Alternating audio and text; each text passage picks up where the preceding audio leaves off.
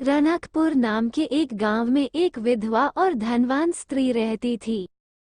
उसके पति का देहांत हो गया था, लेकिन उसके पास काफी संपत्ति थी। उस स्त्री का एक इकलौता बेटा था। पति के देहांत के बाद उसका बेटा ही उसके जीवन का सहारा था। इस कारण उसने अपना सारा लाड़ प्यारा अपने पुत्र पर उड़ेल लिया था। वो इकलौते बेटे का बहुत ही लाड और प्यार से लालन पालन करने लगी।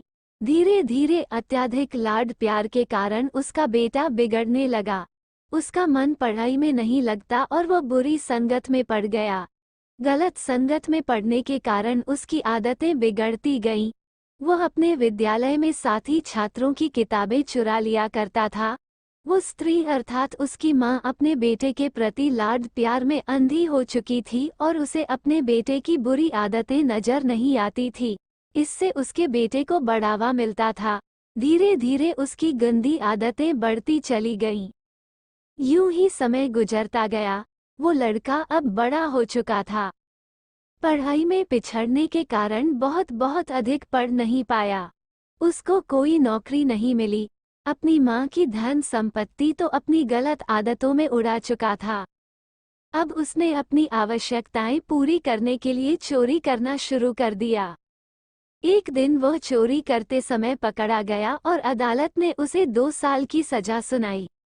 जेल जाते समय जब उसकी माँ उसे मिलने आई तो उसने पुलिस से माँ से अकेले में कुछ बात करने की इजाजत मांगी। जब वो अपनी माँ से अकेले में बात करने लगा तो उसने माँ से कहा, माँ तुम जानती हो मैं जेल क्यों गया? माँ बोली, बेटा तूने चोरी की इसलिए गया।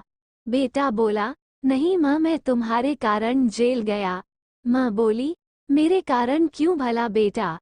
बेटा बोला, तुमने बचपन से मेरी गलत आदतों के लिए मुझे कभी नहीं रोका। इससे मुझे बढ़ावा मिलता गया और मैं गलत मार्ग पर चलता चला गया। यदि तुम समय रहते ही मुझे रोकती तो शायद आज मैं यहाँ नहीं होता, बल्कि एक अच्छा इंसान होता। लेकिन तुम मेरे प्रति लाड प्यार में मेरा अहित कर बैठी। ये सुनकर माँ को अपनी भूल पर बड़ा पछतावा हुआ कि उसकी गलती के कारण उसके बेटे का जीवन बर्बाद हो गया। इस कहानी से हमें ये सीख मिलती है कि अत्यधिक लाड प्यार भी जहर के समान होता है, जो अहित कर बैठता है।